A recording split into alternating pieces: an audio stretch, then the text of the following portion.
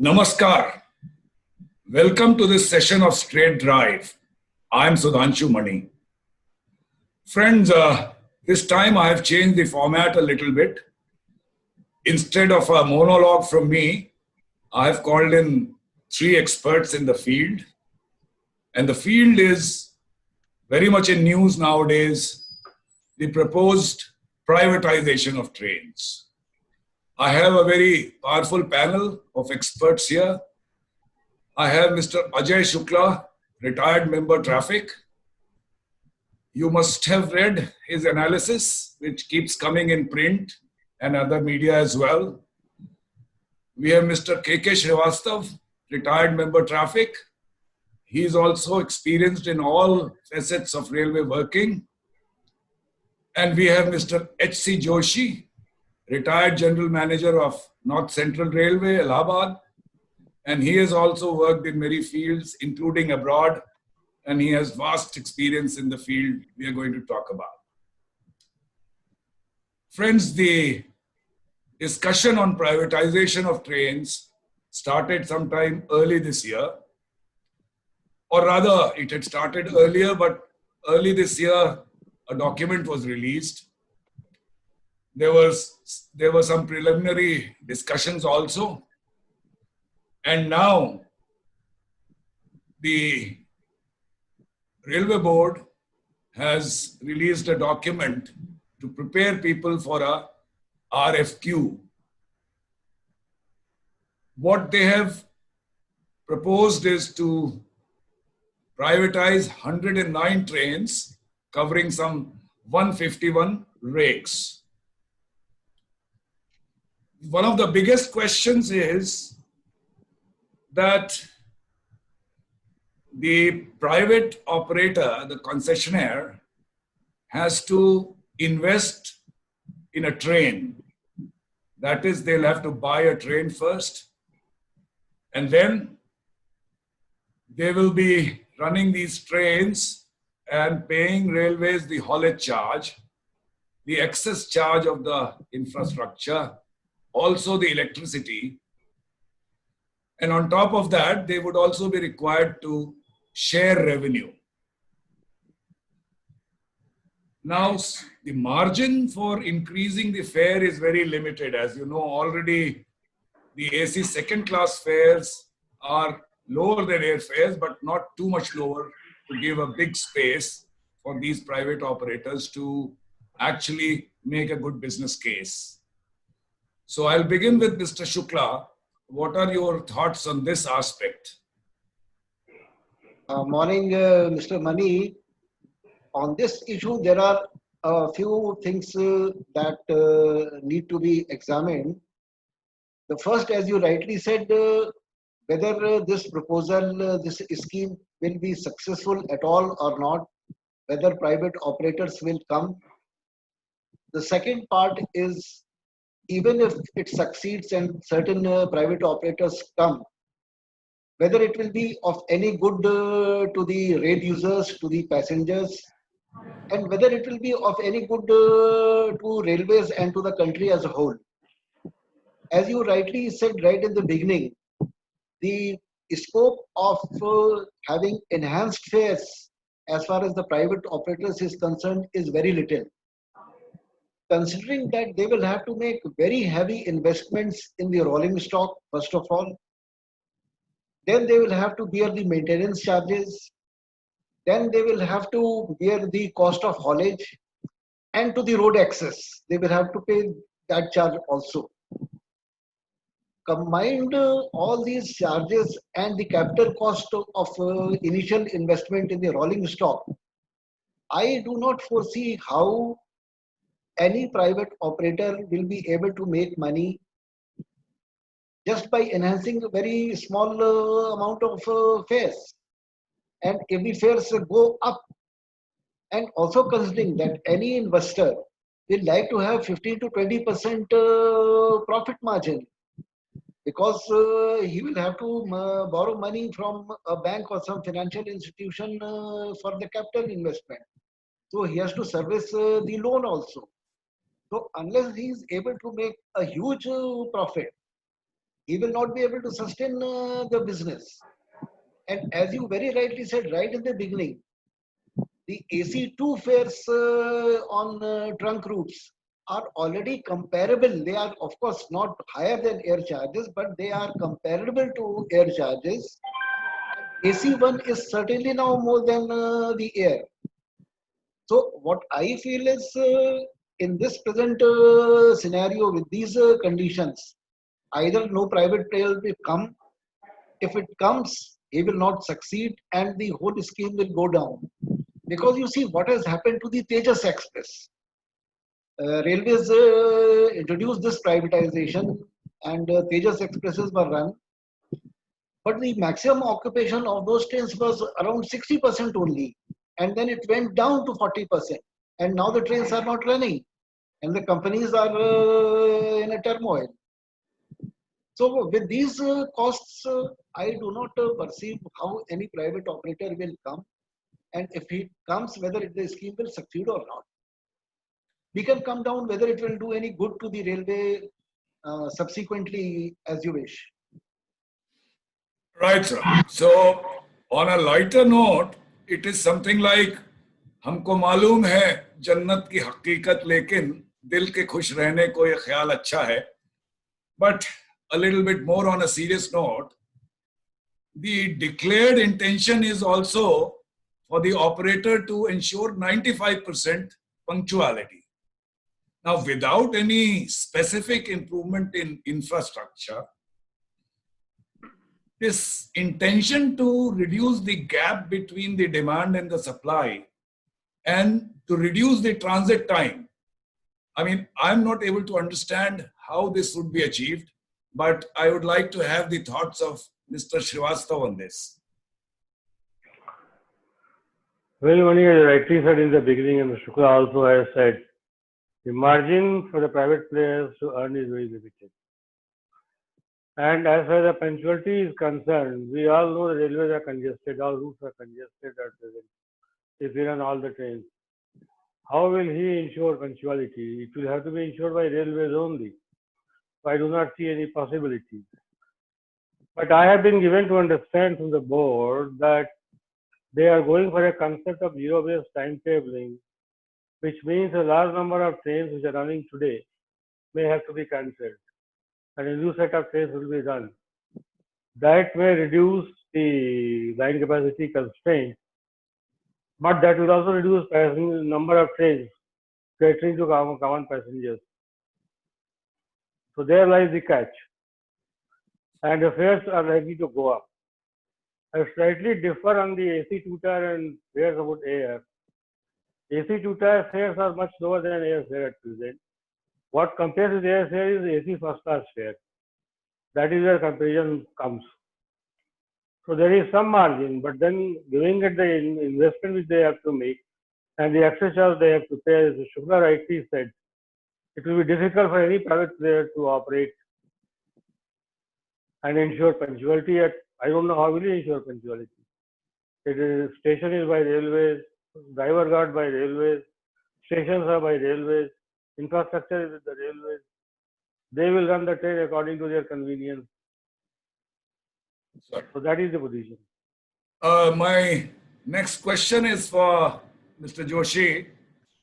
Well, the approach paper also says a quantum jump in technology and a very cryptic statement on Make in India saying Make in India, a majority of trains to be manufactured in India. Now, what do you read here? Because investment into a new design of train would run into hundreds of crores. Yeah, Even that's for right. buying the trains that we manufacture today, along with locomotives, is going to be quite an expense for the concessionaire. So this proposed jump in technology and Make in India and all that, I mean, Mr. Joshi, what do you read here? Thank you, Mani. You have brought up some very relevant issues in front of the audience. You are trying to do that for quite some time, and I am very happy about that. I feel it's a non-starter. I mean, what are you looking at? Let us see from the point of a consumer. Let us see from the point of a manufacturer. Consumer wants differentiation in the service quality and the service standard if he is going to pay higher rents. I mean, definitely, when you are proposing that 30,000 crore for 150 rakes, the ballpark figure comes out to about 9 crore to 10 crore per coach, assuming that per rake there will be 20 coaches. Roughly, I am talking about rough. The present cost of an LHB coach is about 3 crores. So you are talking of a quantum jump in technology only by quoting a higher price. I don't know how far the economics will work out. That's a separate matter. But you have, if it does not, see, the choice is between devil and the deep sea. If it does not differentiate, why will a passenger go to a new service which is more expensive? So he has to have a different design. He has to buy a coach which is more expensive and show that it is a more expensive coach. So you please come here. Now this does not work. You see, why will he invest so much money to make only 3,000 coaches for Indian Railways? It is not a manufacture of coaches is a continuous process. I mean, you don't manufacture coaches for 3 years, start trains in India and then say bye-bye. You have to realize that if Indian Railways is not going to buy 10 crore worth of coaches versus 3 crore LHB coaches, which is their main workhorse, then who will buy? These coaches are broad gauge. The profiles are broad gauge, which are not there anywhere in the world except India. So why will he invest in a smaller market of 3,000 market for 3 years, 30,000 crore for 3 years, and then no requirement? So I think it's a non-starter. There are other technical issues. You see, you have to bring, the bogies are different. It's not a standard gauge bogie. He will have to make the designs. He will have to go for RDSO oscillation trials, which can take anywhere from 3 to 6 months. He has to set up a factory here, maybe a joint venture with somebody or like that. So it's a non-starter to my mind. It has to be, I mean, the model is good, the thinking is good, but you have to think through all the elements of this process. Otherwise, it will not work. You see the example of British Rail. I have not been able to study that, but what I know from my my contacts and my dialogues with IMECI, my IMECI community, who are partly, which is a UK-based organization, with which I keep on interacting. The railways privatized in England about 20 years back, 96, 98 type, and they are now approaching, I think, 20 years. First 5-6 years, everyone was very happy because the coaches were new, everything was new. And this 5% operation and maintenance cost which is shown is good enough for maintaining a new coaches. But as you approach the cycle for renewal of a coach, it is not small peanuts. It's quite a bit of investment, and they have taken this 5% profit, gone home, and they don't want to bring it back. So all trains are running, their interiors are in shambles. They criticize this privatization like hell, because the concessionaire does not have that enough deep pockets to run it for 35 years. It's not feasible unless coaches are totally indigenized, manufactured in India, in collaboration with Indian Railways, like our workshops do, at a much lower cost, and there is some kind of ownership of Indian Railways for these rolling stock. Tejas model plus the cost associated, why will you look at AC first class fare today? AC first class, Mr. Srivastava and Ajay Shukla have already mentioned, and they will bear me out because they were in board, that the number of first AC coaches, the production order on ICF was reduced, other factories were reduced because there is no demand of first AC coaches. First AC coaches, half have been truncated and made into AC 2-tier come AC first class coaches. Why? People are not prepared to pay those fares, even though there is a differentiation in service. So these are ground realities. Now, how far this investment of 30,000 crore can be paid back, I have I have my serious doubts, and I don't think this is going to come out well. I have 2 points to make here since we talked of numbers. The way we talk of investments itself seems erroneous. For example, when we set up these 2 locomotive factories, we talked of investments going to 30,000 crores, FDI and so on, but it was totally erroneous because the investment actually in setting up the factory was 500 to 1,000 crores. Rest was to manufacture locomotives which were purchased by Indian Railways or leased by Indian Railways. So, really speaking, the investment and the employment generation and so on was to the tune of only 500 to 1,000 crores. Similarly, here we are talking of investments again, and we are talking of 30,000 crores in the project paper. Total revenue from passenger services today for Indian Railways in a normal year is somewhere around 50,000 to 55,000 crore. Mr. Shukla can later correct me. And if we are giving away 5% of these trains for operation, so railways would want their share of whatever they earn from these trains today at some 3,000, 4,000, 5,000 crores. And on top of that, then only the concessionaire is going to make more money. Now, we are also going to have the freight corridors ready after some years. It will relieve some capacities in the Delhi-Bombay and Delhi-Calcutta sectors. In the light of all this, how do you see further, Mr. Shukla, as to what could be a way forward which would be more practicable? No, I would like to make a little correction that as far as fares are concerned, today you must know that the passenger fares are being subsidized by freight operation. This is being done because railway is one organization and okay, we earn more from freight and a part of that earning is utilized for subsidizing our passenger segment. When a private operator is running the trains, railway is not going to subsidize the fares. So the fares are bound to be much higher.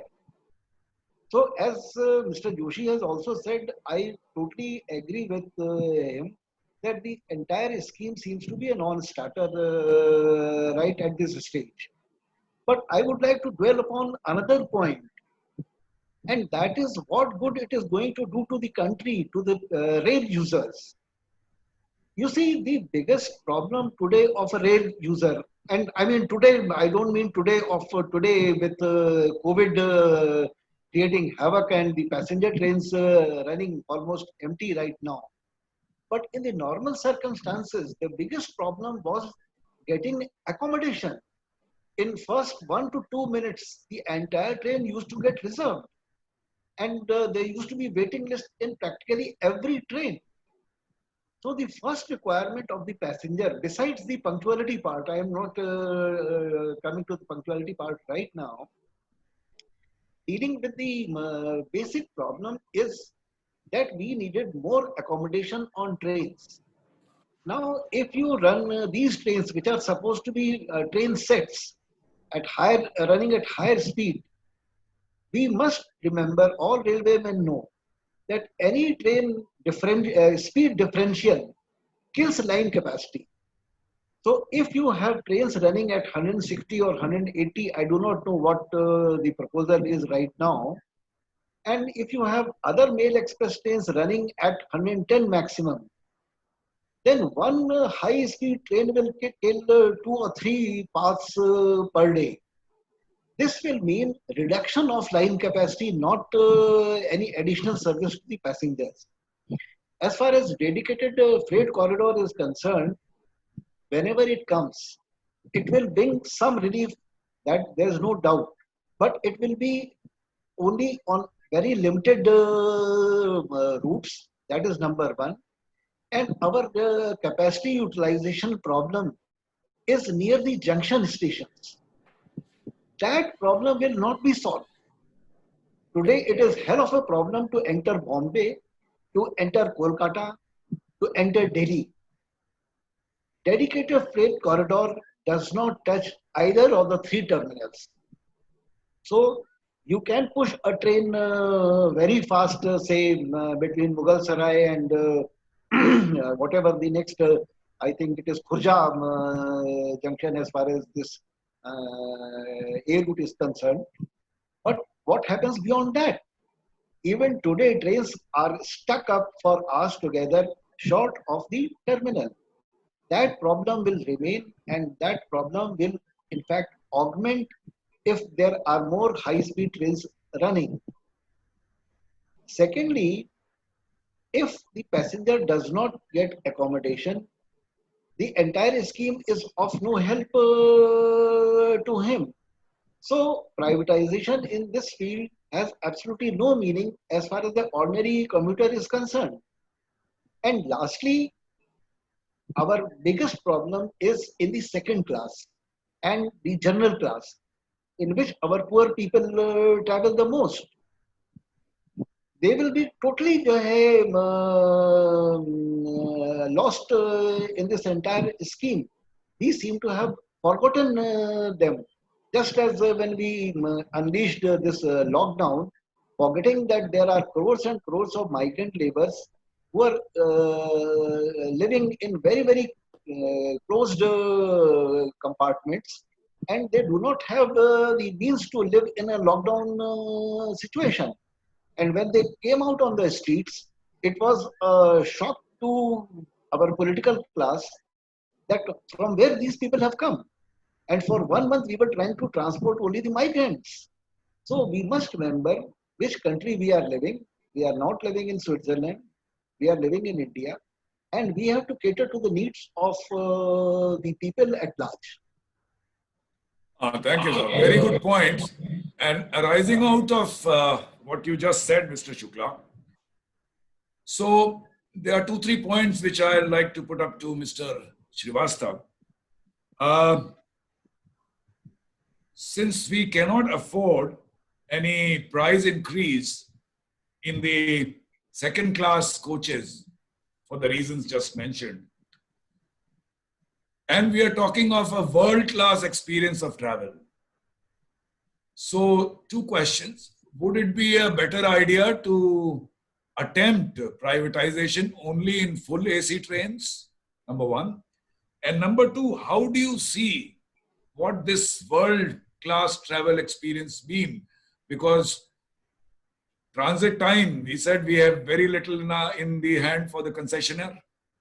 So what is this world-class travel experience that this whole effort would likely to provide to passengers? Mr. Srivastav. There I would like to point out one thing, as Mr. Shukla rightly said, and I agree with him, that a large number of passengers which are subsidizing from freight. I told you earlier also, I understand there is exercise going on in the railway board about re-timetabling passenger services. I apprehend this will mean reduction of a large number of passenger trains to create path for these faster trains which are coming. So that will further reduce the capacity of the train. We already have a problem, as Shukla rightly mentioned, that trains are getting full immediately on demand. So what happens to them? The common people will suffer. It is not America or Switzerland that we are sitting. We are rightly said that we are sitting in India and we have to look at the Indian population.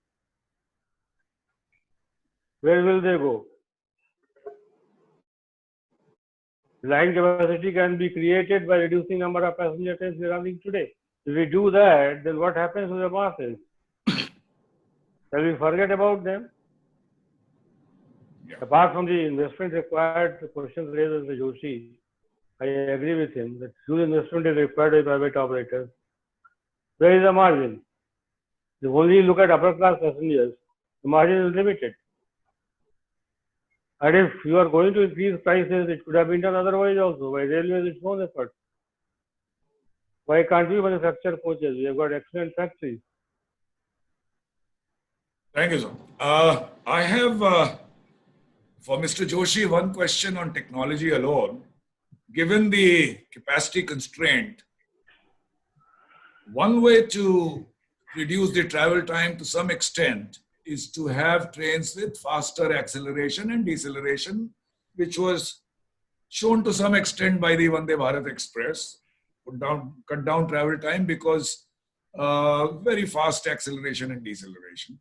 Yeah. But then the investment into train sets would be much higher than a conventional train, number one. And that itself would be a dampener. And you mentioned that it would take 3 to 6 months for RDSO validation. Actually, if you look at the average, it's more in years than in months. So that is again a big dampener for somebody to bring in a new train. In respect to the technology and possibility of actually bringing in technology, I would once again like to pick your brain as to, I mean, the drawbacks we know, what could be the way forward? The way forward was shown, it is a question of accepting that we are capable. Somehow we believe that if we import everything into the country and that is technology upgradation, that is world-class experience. This concept has to go from the minds of thinkers and policymakers. There cannot be an Atmanirbhar Bharat without self-sacrifice, Atmatyag. If you want to upgrade, why we do not build a proper designer cadre with borrowing? I will give you the example of China. Can you believe in India any road being made by a foreigner? Can you believe? I ask the panelists. Can you believe? No. No roads in India are ever made by a foreign company. I went to China in 1999 for an inspection. And on the road, I saw signs in Germany and the road was very beautiful. I mean, I was going from Nanjing to Manshan, a distance of 250 odd kilometers, and we did it in flat 2 hours. So that was the highest road speed I was traveling for the first time in my life. And the road signs, couple of times were all in German. I was surprised why this is in German. So out of curiosity, I asked them. The fellow explained to me that Deng Xiaoping, who was the chief at that time, he wants to modernize China. And he said all road construction will be done by the best companies in the world by forming a joint venture with Chinese local companies, Germans, Japanese. They did not want to bring in Americans because of the human rights issue. Germans and Japanese will be the only collaborators, and all roads will be made by them in joint venture so that we absorb the technology and we do it ourselves. We haven't gone this way in any of our projects. We say, sign the document, transfer the whole thing, and not understand one bit of what goes into making a good design, what is transfer of technology our people have not understood. We have to basically stop tinkering with existing designs. We have to train our people, whether we send them abroad or we bring in consultants from abroad, but make the design in India. It was done in Train 18. I mean, why people do not take lessons from which are already there in front of written in front of you? I don't understand. Train 18 was the best example of doing a job in 2 years, which normally cannot be done in less than 3 to 4 years. We have forgotten that. We have to take successes and build up on those success stories. What happens in India, if there is a good designer, he remains in RDSO for some time, they throw him out. I know of guys that they said, we want to work in design, we don't want to go in open line, we don't want to work there because this is what I like, this is what I enjoy. No, you are not fit for any other job. You cannot do design only throughout your life. You have to go in open line. Why? Design is not something which can be learned by just by running trains. It is a science in itself. This realization must come. And unless we have capacity to understand basic design, like what ISRO has done, we will not manufacture anything. You look at Tejas, you look at this trainer aircraft I am talking about. We have not been able to build in. Arjun Singh, when he was Air Marshal Chief, he used to say that we will build up these jet planes for training. Till today, I think they have successfully probably tried these the jet trainers for Indian There, sir. for Indian Air Force. So this is what is design. This is what is understanding. We have not been able to build it in diesel engine for a tank till today. This is what is design. You have to understand that this is what is the reality. So There the model has to be bring a good collaborator who is willing to collaborate with you. Teach your people, own people, and do it in India. This has to be the concept. If you don't follow this concept, you are nowhere. There I'm totally with you, sir, that Mr. Joshi, technology, as I keep saying, is you can learn through a consultant, but technology is something which is to be created. It cannot be borrowed because it lives in the heart and the mind of the creator. And unless we try, unless we fail, we will not succeed. Yeah, correct. But leaving it there, friends, we are all ex-railwaymen, but once a railwayman, always a railwayman. Our loyalties are towards Indian Railways to succeed.